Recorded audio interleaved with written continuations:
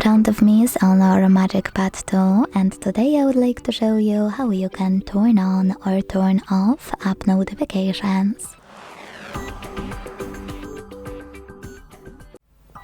Begin by opening Devices Settings and scrolling down to tap on Notifications and Status Bar over here. Then scroll down again to click on Manage All under Notifications. Now you can use blue sweaters next to your apps to block notifications from them, or grey ones to turn them back on. You can also go back and select any app over here. Then tap on this sweater next to Allow Notifications to switch them off or on.